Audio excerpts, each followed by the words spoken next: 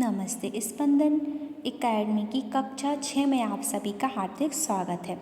आज का हमारा पाठ है पाठ 13 लोक संस्कृति और नर्मदा, जो अमृतलाल बेकर द्वारा लिखी गई है। तो आइए हम इस पाठ को समझते हैं।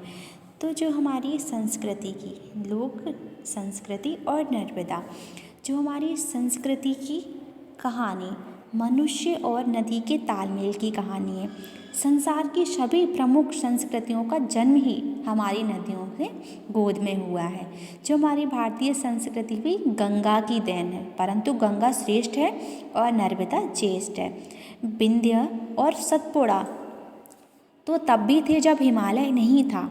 विंध्य तो भारत भूमि में सबसे प्राचीन मतलब पुराना प्रदेश है। नर्मदा प्रदेश आदिम संस्कृतियों का भंडार है। भारत जन और वनस्पतियों की लीला भूमि का सौंदर्य की दृष्टि में अद्वितीय है। जो हमारे नर्मदा के तट पर दंडकारक के जैसे कि बड़े वनों की भरमार रही है। इसी कारण जो हमारा वैदिक आर्य नर्मदा तक नहीं पहुंच सके, वे भी इन वनों को पार कर दक्षिण में जाने का साहस न कर सके। जो कि हमारे नर्मदा तट पर जो आर्यपद और उत्तरापद समाप्त होता है और दक्षिणापद शुरू होता है, तो वो हमारे नर्मदा आर्यभट्ट की सीमा ही रेखा थी। अब नर्मदा तट पर एक वनों से संबंधित संस्कृति को जरूर रही होगी। वो थी हमारी मोहनजोदड़ो और हड़प्पा जैसी नगर संस्कृतियाँ नहीं रही। जो हमारी भारतीय संस्कृति तो वनों से संबंधित संस्कृति है।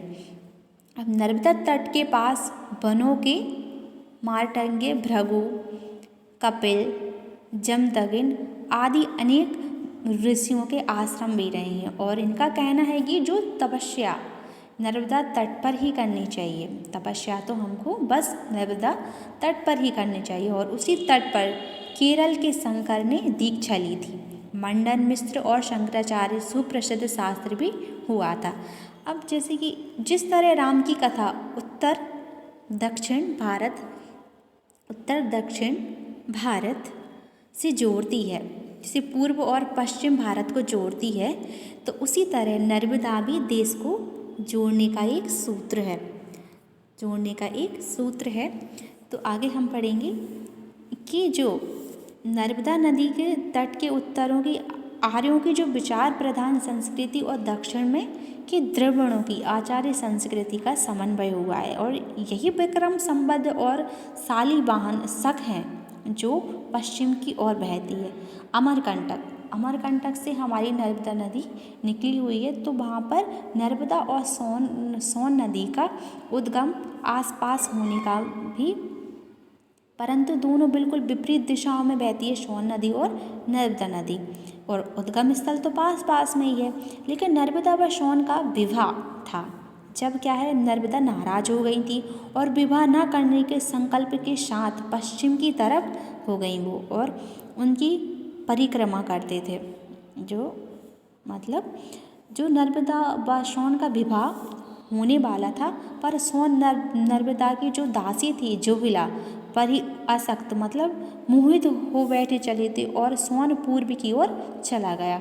तभी से अपन बोलते हैं ना कि नर्मदा नदी, सभी नर्मदा को अत्यंत पवित्र मानते हैं और उनकी परिक्रमा करते हैं और उनकी महत्ता परिक्रमा से सिद्ध हो जाती है। पुराणों में भी जो गंगा, यमुना, गोदावरी, सरस्वती आदि नदियों को चाहे कितना अमर्त्य बताया हो, पर कोई भी इसकी परिक्रमा नहीं करता, क्योंकि नदी के सिवा 3 वर्ष में परिक्रमा पूरी करने इस व्रत में एक प्रकार की वीरता होती है, जो गरीबों के साथ एक रूप में होने की भावना है, जो प्रकृति के निकट में रहने की ललक है और भीतर की ओर होकर प्रभु से लौ जलाने की आकांक्षा है। नर्मदा पर बेड़ा, गौड़, भील आदि माटी से जुड़ी जो जनजातियाँ भी निवास करती हैं। वे कैसी थी? अशिक्षित थीं और शैलियाँ अब नृत्यों और गीतों से भी दूर दूर के लोगों को आकर्षित किया है। गौड़, भील और बैगा स्त्रियों के जो गुदनों से बड़ा लगाव होता है, उनके शरीर में गुदनों से ही झलकते हैं।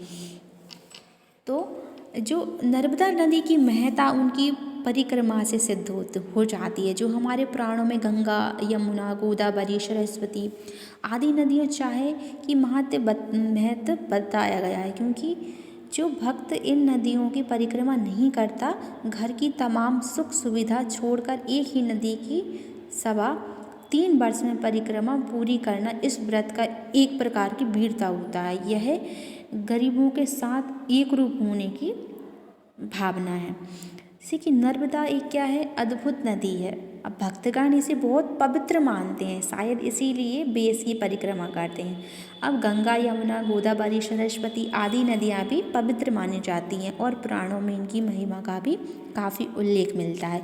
किंतु कोई भक्त इन नदियों की परिक्रमा नहीं करता, केवल नर्मदा की ही करता है, तो इनकी परिक्रमा करने में उनकी आस्था है। ऐसे भक्तगण भी हैं जो घर की सुख सुविधाओं को तिलांजलि देकर नर्मदा की परिक्रमा 3.25 वर्षों में पूरी कर लेते हैं। निसंदेह यह बहुत मुश्किल काम है, लेकिन भक्तगणों की श्रद्धा के आगे यह नहीं है। तो इसमें जो हमारी विशेषता है कि जो नर्मदा नदी की महत्व स्पष्ट किया जाता है कि उनकी परिक्रमा करना भक्तगणों का मुख्य उद्देश्य होता है। जो लोक संस्कृति है हमारी दूसरी विशेषता, जो हमारी लोक संस्कृति है दूसरी विशेषता, तो इस लोक संस्कृति में सादगी और सरलता होती है, जिसमें जटिलता से भी नहीं बल्कि लोक कला में भी दिखावा लेस मात्र नहीं है, और ना ही कोई इसमें अपना बनावना श्रृंगार, न लोक कला सहज रूप से उत्पन्न इसकी शक्ति है, यह अपना प्रभाव स्वतः सहज रूप से कर लेती है। तो हमें इस बारे में विशेषता है कि जो हमारी लोक कला की सहजता पर गर्व होना चाहिए, और इसे जैसे कि प्रदूषण, हमारी जो नदियां हैं हमें उन्हें प्रदूषण होने से भी बचाना चाहिए।